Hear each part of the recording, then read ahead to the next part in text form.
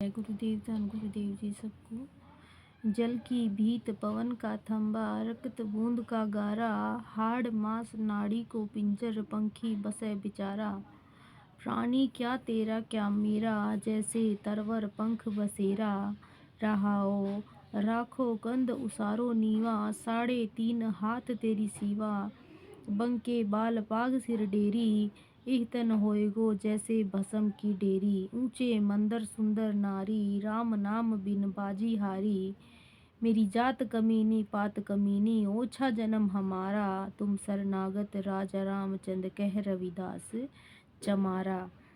सद्गुरु रविदास जी महाराज सांसारिक जीवों की स्थिरता का बयान करते हुए पावन उपदेश देते हैं कि जीव की जो शरीर की रचना है वो 5 तत्वों से मिलकर के हुई है। और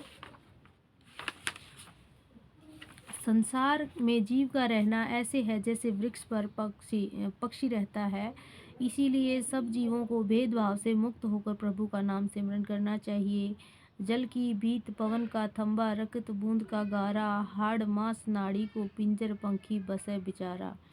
जीव का जो शरीर है 5 तत्वों से मिलकर बना हुआ है, जिसमें पानी की दीवार, हवा का स्तंभ है, माता के रक्त और पिता के वीर्य और अग्नि का गारा लगा हुआ है, हड्डियों और मांस और मिट्टी, नसों, आकाश का पिंजर बना हुआ है, जिसमें आत्मा रूपी पक्षी विचारा रहता है।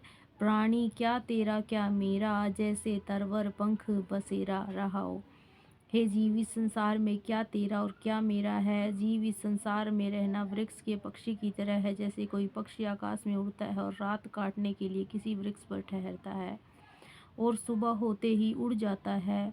सद्गुरु नामदेव जी वर्णन करते हैं कि राम कोई न किस ही केरा, जैसे तरवर पंख बसेरा। रहाओ।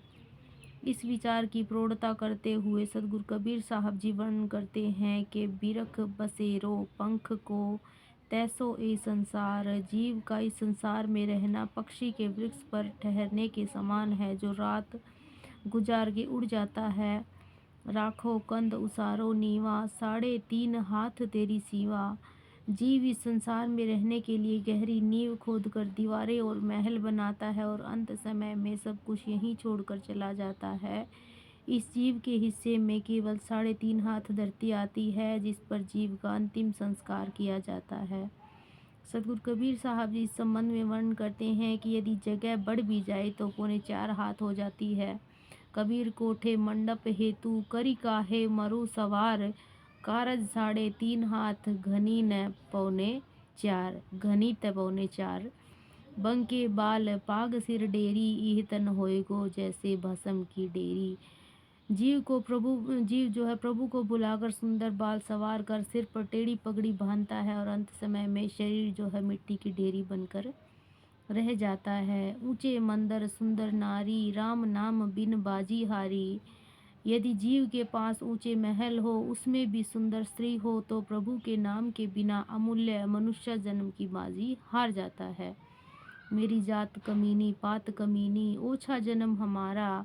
तुम शरणागत राजा रामचंद्र, कह रविदास चमारा। जीव का जो है विकारों के साथ होने के कारण स्वभाव संगत और जीवन नीच बन जाता है। सद्गुरु रविदास चमार कहते हैं कि हे सब के राजा प्रभु जी, मैं आपकी शरण में आया हूँ, मेरे ऊपर कृपा करो, दया करो। जय गुरुदेव धन गुरुदेव जी।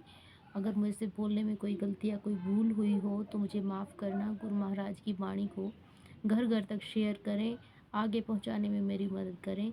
अच्छी लगे तो मेरे पेज को फॉलो करें। जय गुरुदेव धन गुरुदेव जी।